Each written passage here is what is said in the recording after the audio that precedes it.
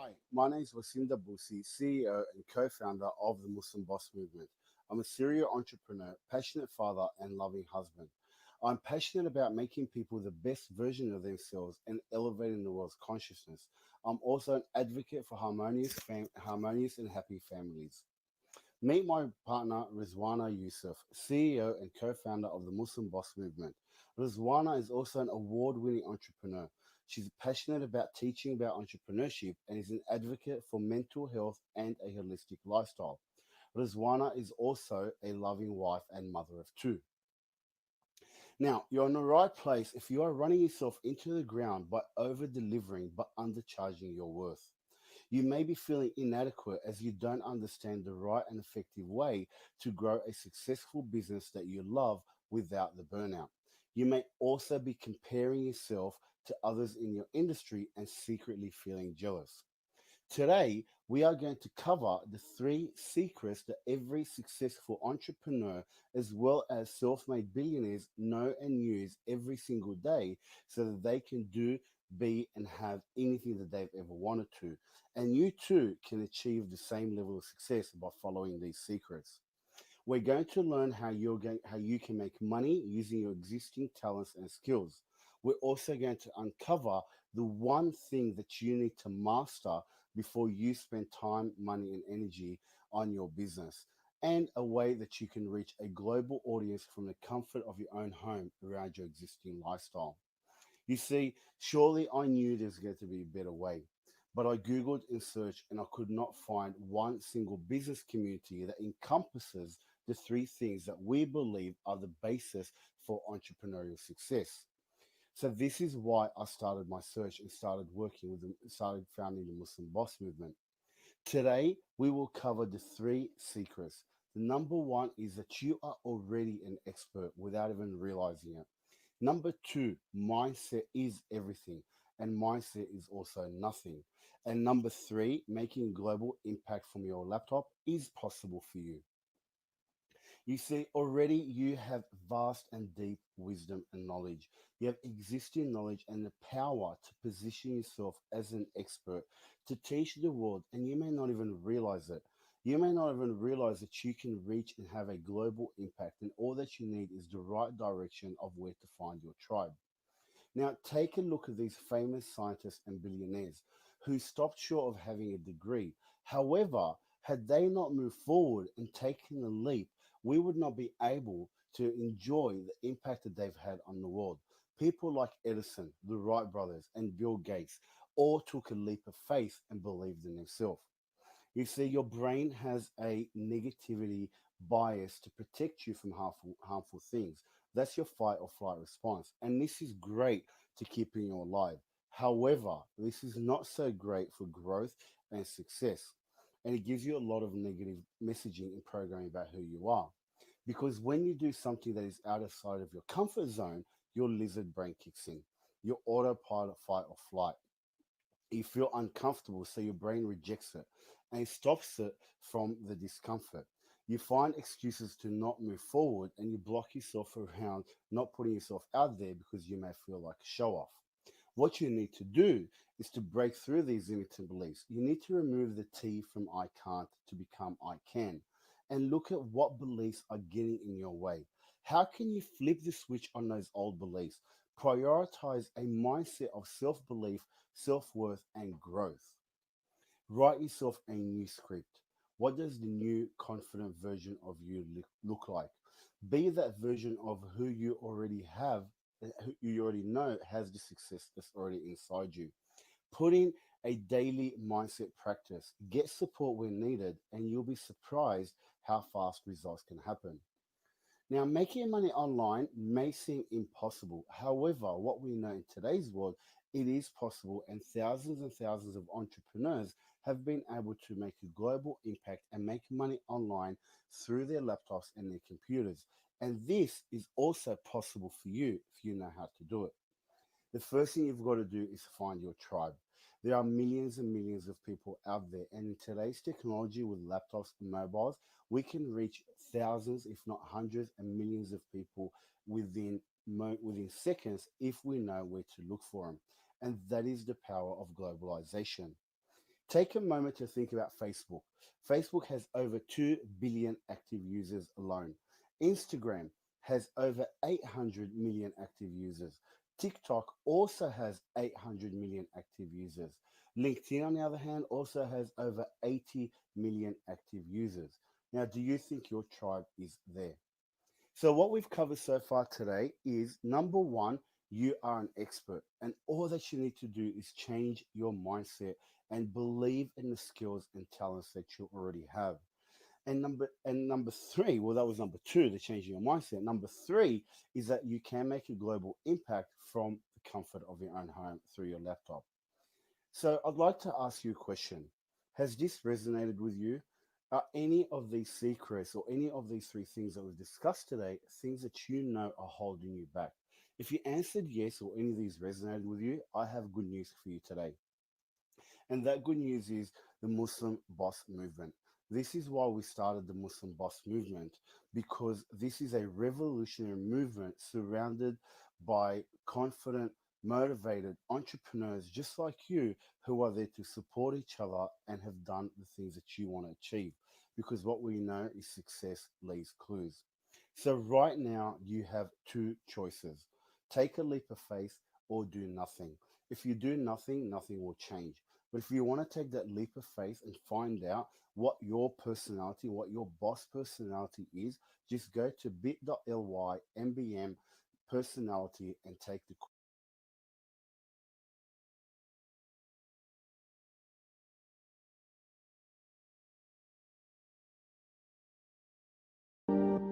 It began with a bold vision to build KL Metropolis, a development that would establish a new international trade and exhibition district in Malaysia, built in partnership with the government by NASA Group's property arm, NASA TTDI. The crown jewel of this grand vision is the Malaysia International Trade and Exhibition Centre, the preferred international destination for exhibitions and events. Like the fine gold and silver threads of the Songket weave that inspired its facade design, MyTech is the embodiment of refined craftsmanship, creativity, and precision. As Malaysia's largest exhibition centre, MyTech's functional spaces are unprecedented. Primed for exceptional displays, surrounded by state-of-the-art facilities and amenities.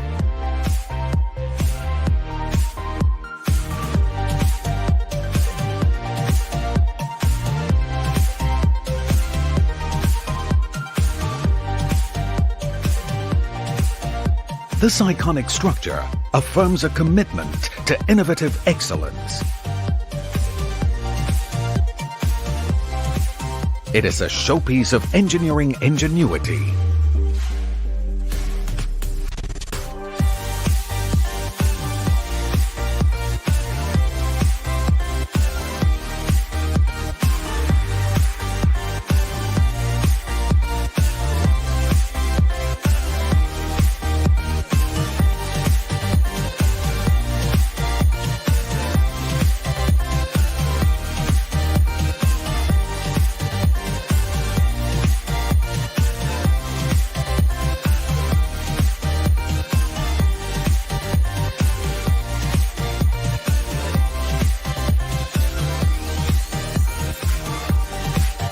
An enduring icon built for a new Malaysian era of success.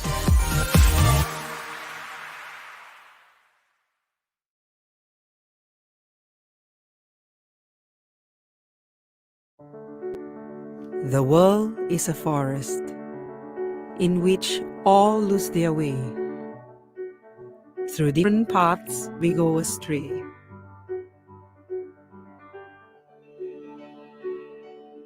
Walking our way against the stream of life, stumbling upon unexpected shards of struggle. Our future may seem carved in stone, but our heart knows the truth. They say the best way to see life is through the eyes of a child. How can I understand you if I've not gone through the life you have lived? Can you understand me if you have not visited my world?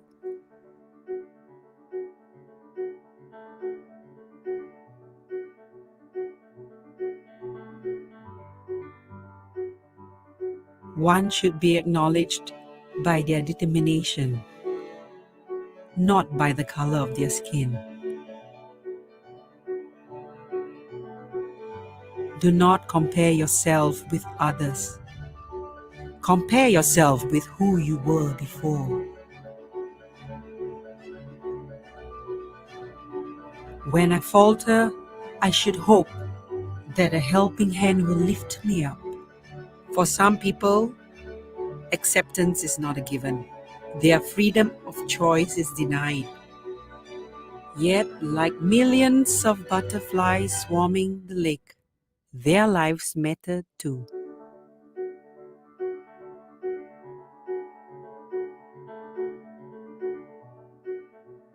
Hear the pain in silence, even when it's unspoken.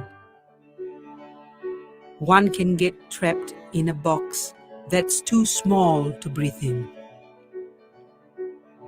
I shall overcome and rise. When I'm done wiping off my tears, I shall give myself permission to laugh. I will flow into a whole new way of being in the world, empowered and healed. We are different. We are diverse. It's time to think about empowerment differently. The power of moving forward is fueled by colorful connections. From now on, the future will be written by all of us. But now, with my empowered voice.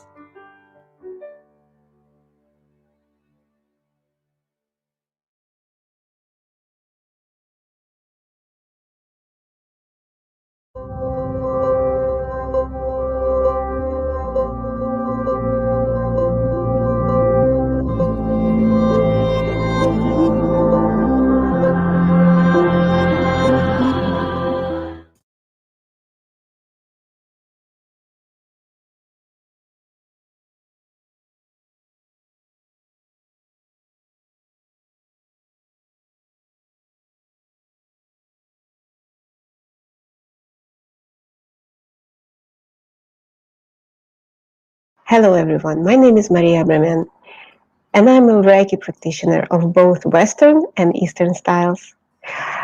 My main focus always has been to help people find balance. I've been thinking a lot how to do this introductional speech and how to raise your attention for what I'm going to present you with.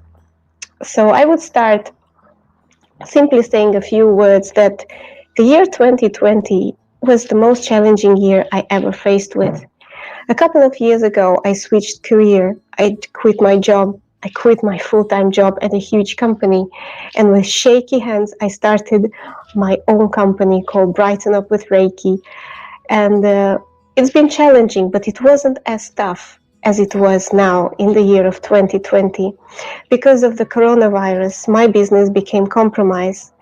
And I could have chosen to be completely go under myself and look for some kind of a job where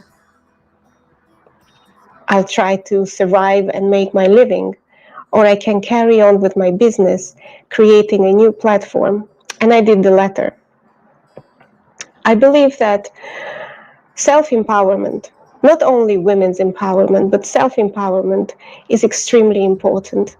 And when you have so many tasks in your life, you don't even know where to focus at. And the only thing that kept me going and sane was the body clock.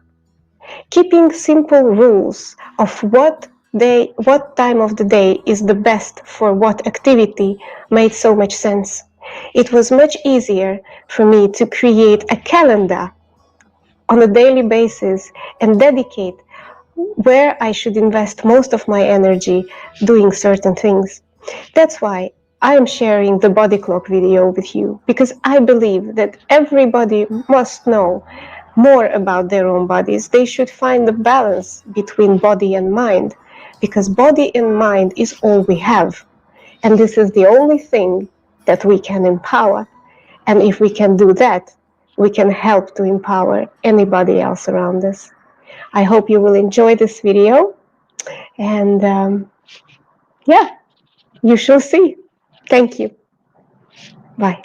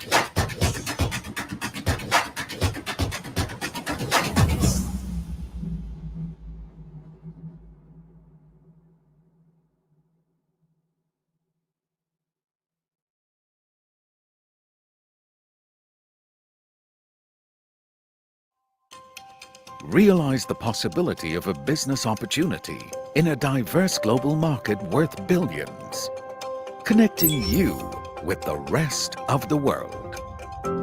Introducing MyTech Smart Trade Zone, an innovative idea of a unique trade and business event platform, all controlled from a single platform situated at the convergence of the global trade route.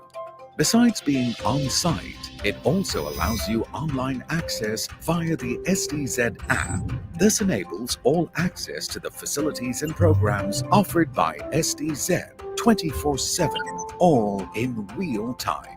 Located at MyTech, Malaysia's largest exhibition space, it provides businesses with valuable opportunities to forge new partnerships, to showcase new products and services, and to access a diverse and influential marketplace. This inspiration hub also garners the unwavering support and direct access to government and association networks. Our Smart Partnership Program connects you to a new paradigm in global trade. With this fresh synergy, we welcome you to be at the frontier of your business progress and profit. It's time to make the smart decision. Download the SDZ app and apply as a trade partner. Together, we'll emerge at the epicenter of a global trade for business and development opportunities.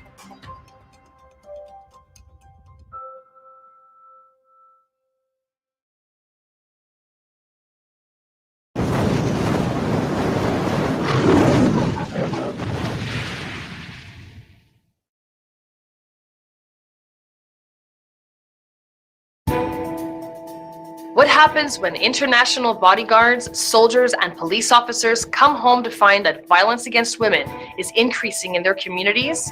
They act. Dion Jensen, the founder of Success for Soldiers, has made his team available to teach you what is normally reserved for high-level clients.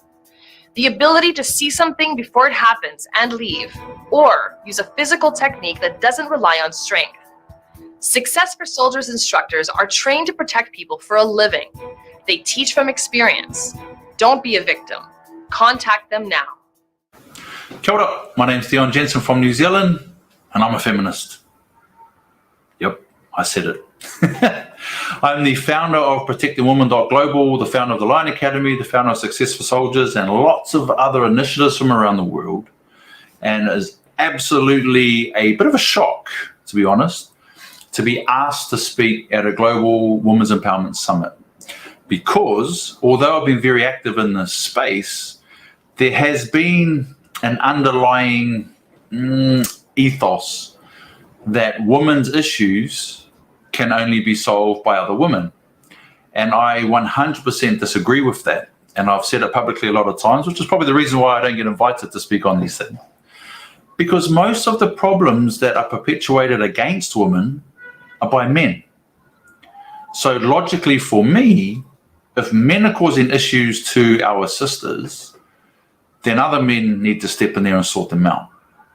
So when I started Protecting Women Global, it was as an ex-police officer, ex-soldier, ex-bodyguard, teaching women how to physically protect themselves from threats using their minds, not their bodies, right? And so we use situational awareness, and our catchphrase was, because women are smarter. And we use those words because the motherly instincts make a female a lot more observant to threats. Okay, so I'm coming from a background of protecting against rape, domestic violence, and assaults. So the background behind Protecting Women was I was working as a bodyguard overseas. I came back to my hometown in Palmerston North, and I was informed by one of the self-defense coaches, Stu and Tash Chambers from the Fight Shop, there'd been an increase in violence against women in our community. One female had been beaten to death by her partner.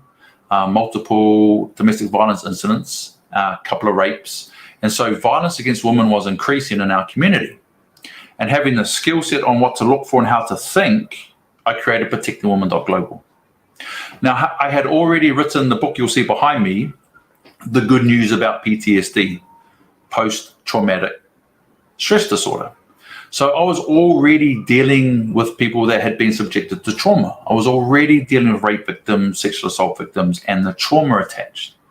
So I just combined my bodyguard background with my skill in explaining and getting through trauma. And then as Protecting Women grew, I started bringing in other women champions to help with the healing. Yana Fry, Delphine Supanya, because I can teach a woman how to understand the mindset of a man who's hunting women, understand the mindset of a man who's looking to hurt another woman, how they would do it, what physical techniques they would use, what they're looking for, what the environment is that would suit them. So I was teaching women how to think, because everything I'm doing is understanding the problem. Because the problem is not the problem, it's our thinking behind the problem first before we attach solutions. So the other issue I saw in the women's empowerment space is that women started alienating men from this space. And I remember in Singapore, as a regional operations manager for Asia Pacific, a lot of female staff. I'm a mummy's boy, but I'm very good at what I do, and I expect a high standard from every employee. I don't care what your race, religion, sex, or sexuality is you're there to do a job, and you need to be good at that job first. And so I had very firm boundaries for acceptable behavior for everyone. So I see the human element, not male, female, cultural, religious, although there's certain connotations and languages we have to be aware of. As a feminist, we talk about the equality of sexes, but that in of itself creates another piece of misinformation. People think equality is about balance. It's not about balance. It's about harmony. Equality between the sexes is about having equal value. We are just as important as each other. However, in certain situations, we're not. In a physical situation, a male is generally physically stronger. Now, don't get me wrong, in the bodyguarding world and the fight world that I'm from, I know lots of women that hit harder than me, are stronger than me, but they can't take the hits. They're not designed that way. Doesn't mean you can't do it. All right? So what I'm alluding to here is male and female must have equal value, but certain situations, those values are different. I was also a police officer, and there is no better environment to learn what people are really like under a whole lot of stress and pressure and drugs and everything else than as a police officer. And I really paid attention to how different police women would behave, because I wanted to see what the result was.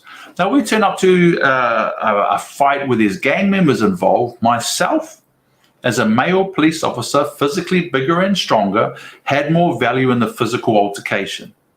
Right? It's just a fact. However, I have police with some amazing policewomen who didn't have the physical strength, but oh my God, could they hit the emotional frequency when they spoke?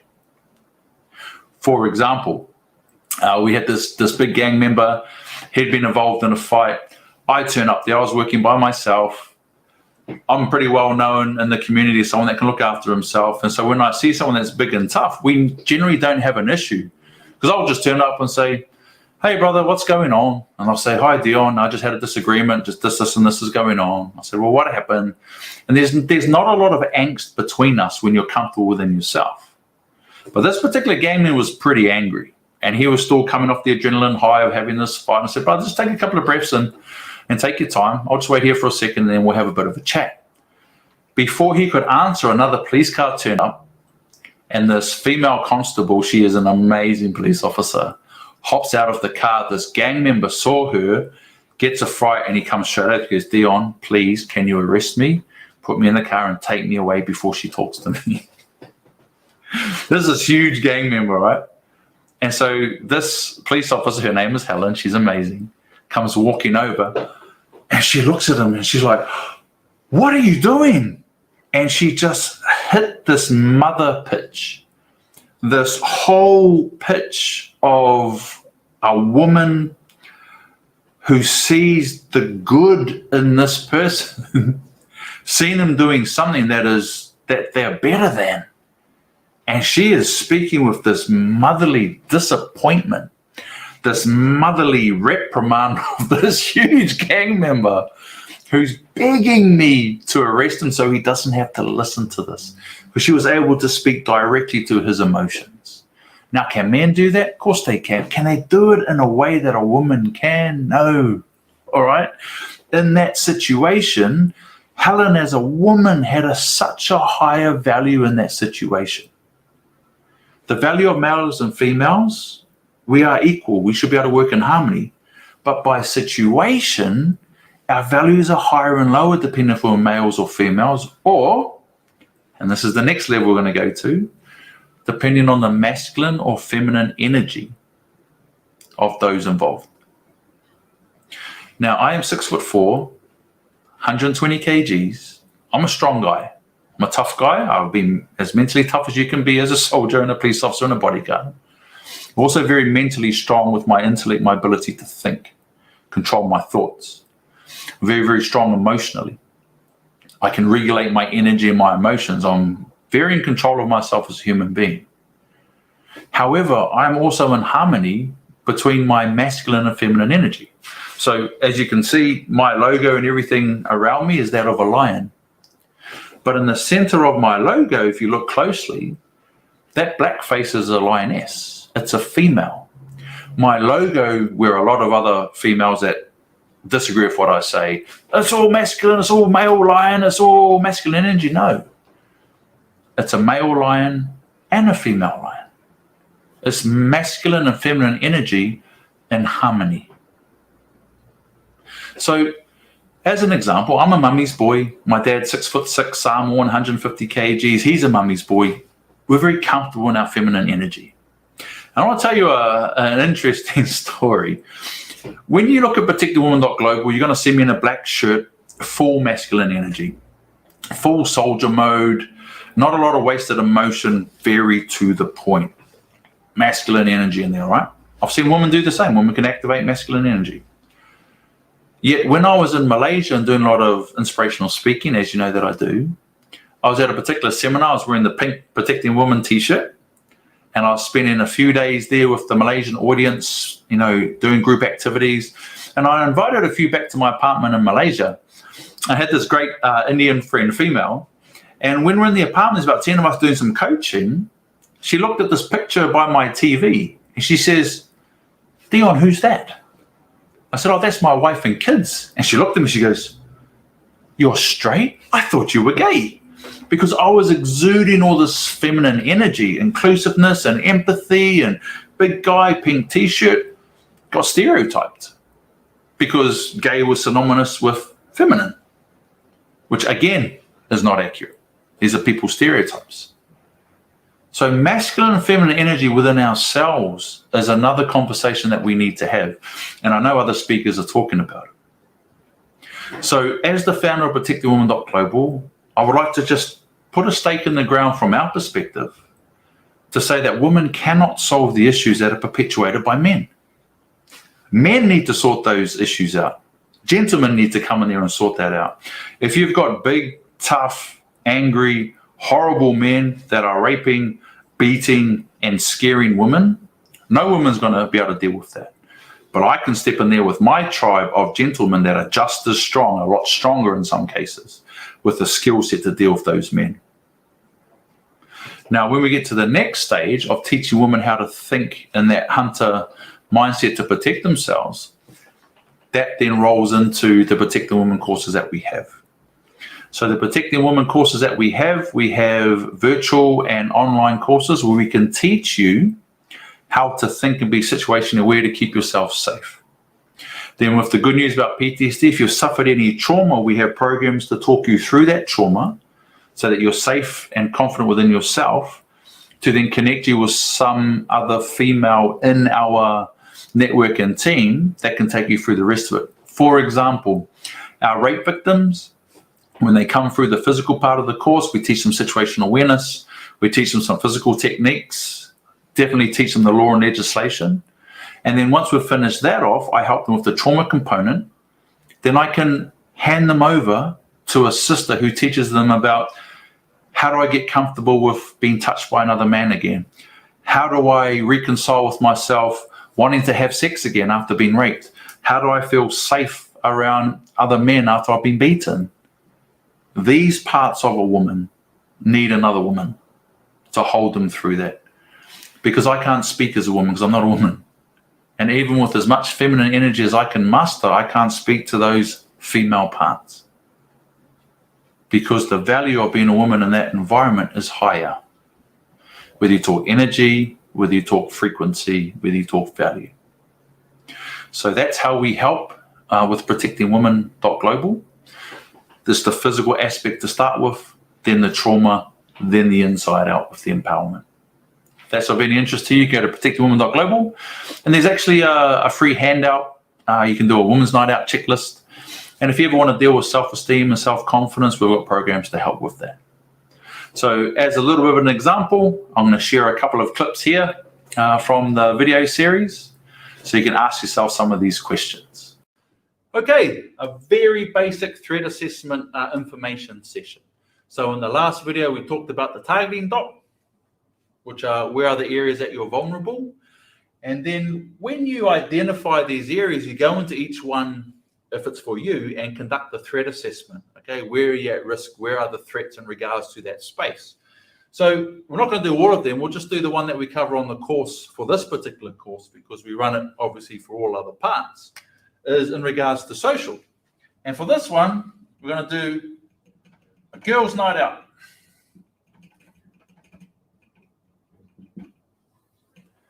Yeah. A simple girls' night out threat assessment. So when I first put this course together, it was so that I could teach women and girls to be able to go out for a night on the town, have a blast, have great fun safely. All right. Doing a threat assessment on actually planning a girls' night out, doing a threat assessment of the venue, how they're going to get there, how they're going to get back, and what to do if something goes wrong. Really, really simple. So without going into the details of the lesson, which you'll learn on the course, I want to give you that check sheet. Okay. So down below this video is a button where you can download the Girls' Night Out checklist. So everyone that comes on my courses, I give them that Girls' Night Out checklist because it makes them start thinking. Now, if you can plan your night out, have a support person, we can teach you all the little tricks so that you can go out there and have a blast. Go and have a few drinks, go dancing, blow some steam off, have a really good, safe time. All right. So we've gone through the targeting dot, the areas that you may be vulnerable. This is a basic threat assessment where you take that targeting dot, go into one part and pick one situation and conduct the threat assessment. What do you look for while you're there? Where are the threats? Where are the risks? Where are the dangers? And what do you do? So I can't go into that whole lesson here on camera. This is obviously pretty protected IP that you will learn here on the course. But But I'll give you that check sheet anyway, so that at least it's going to arm you with some things to think about. And I'm going to share a couple of other little points and discussions I've had with some of my sisters from around the world. Because I went to, let's get the terminology right, a women's empowerment seminar for business. So I went along and there was maybe 100, 150 people there in Singapore, 2 males. Myself and another male. And the CEO of Shell was speaking, female, amazing speaker, obviously an amazing CEO, right? Really good at what she does. And then so a lot of the questions that were coming up with, with how do we deal with men who are doing this? How do we deal with men who are doing this? And there's all these women answering questions on how to deal with men. And I'm sitting there looking around, and the first thing that I felt was, I felt like the enemy. I felt like because I had a penis, I am the bad guy in this environment. And I'm sitting there, and I had one of our other managers, female, sitting there. And I'm looking at her, and she's looking at me, and I'm like, I am none of these guys. I'm actually someone, if I saw men doing what these women were talking about, I would stand up and go, oi, you cannot speak to a woman like that. You shouldn't even speak to another employee like that. But specifically, you cannot say these things when there is a woman in the room. I would stand up and do that. But sitting in that environment, I really felt like the enemy, and that annoyed me because I'm an ally. So I stood up and I asked a question to this female CEO. I said, excuse me, ma'am, what is your advice in regards to not alienating men in this situation? And to her credit, she goes, that's a fantastic point, Dion, because if all we ever do is fill the room up with women moaning about men, nothing's going to change. So what do we do about it? Men must be involved in this discussion for women's empowerment on the side of stopping other men that have negative consequences and connotations to women's empowerment. From that point onwards, when women need to grow in regards to women's sides of things, then sure, women should be doing it. But any conversation in women's empowerment that relates to men behaving badly, men need to police that. Now, when Andrea asked me to speak, I said no, until we agreed that I'm able to come and speak about this particular content. And I mean no disrespect, but there are a lot of women in the women empowerment space that are alienating men, and you are alienating the very champions that could come in and help you. So I'm one. I'm a mummy's boy. I've got a lot of influence around the world in my networks. And you can believe me, if I walk into an environment where men are behaving badly and I stand up and I challenge that, those men will back down. However, if you get a whole group of women complaining about what men are doing, these men behaving badly, not us gentlemen, will just see that as a bunch of women nagging. And they will use that against you. You will start seeing these men excluding women from these meetings so they don't get man bashed, so they can't be accused of something. Now, at this stage of the conversation, I need to bring in a female ally, because I know when I have these discussions, and I've had these discussions live, a lot of women start getting a little bit defensive, start getting a little bit upset. So I was at a women's empowerment seminar where Helen Clark, the former Prime Minister of New Zealand, and I asked her the same question, Helen, how do we not alienate men from this discussion? And she said, and I'll put a picture up here shortly, there she is, standing there with our Protecting Women t-shirt, and she's not endorsing us. I said to her, Helen, this is a gift, because I've always liked Helen Clark. She's a very strong leader, right? A lot of masculine energy, but with a lot of feminine heart, right? And she goes, no, Dion, we'll do it properly. And her answer to that was, we need male champions. We need male allies. And then she went on to talk about the quota system. So this is a very interesting topic. So if you remember, maybe 18 months, 2 years ago, there was this whole quota thing. We should have equal men and women on every panel. At every event, we should have equal men and equal women, so that there was equality, because they're still working off balance, not harmony, right? And that really feels like tokenism to start with, whether it's race, whether it's religion, whether it's sex. So we're talking about male, female here, right, at this particular summit. So we have half men and half women as a start. So when I asked Helen Clark about quotas, I'm like, Helen, quotas feel like tokenism to me. If there are 6 slots, I want the 6 best performers in those slots. I don't care if there's 6 men, I don't care if there's 6 women. I want the most competent, the best people in those slots. Isn't quotas tokenism? And she said no. She said quotas need to be enforced to start with, to set the ground, to set the intention, to say this is important. We must have equal representation to start with. And then from there, working together, males and females, men and women, in harmony, then collectively we can put the best people in those seats. Okay? So just to summarize at this part of the talk, I'm a feminist. I want to see equality between the sexes. But equality to me is not balance, it's about harmony. It's about male and female having equal value, equal worth. But in different circumstances, they don't. It's been an absolute pleasure to talk to you. It is my sincere wish that women and men can see each other as equals, having equal worth, and get away from this discussion of balance. And let's figure out how we work in harmony in different situations where some situation a man should take the lead, another situation a woman. In some situations, a man needs to take the lead with more feminine energy. And in some situations, a woman needs to take the lead with more masculine energy. But in all things, it is a discussion with consent. Do not alienate the very people that can help you solve the issues that you're having. Love you, Mum. I love you all, my sisters. I'll talk to you soon.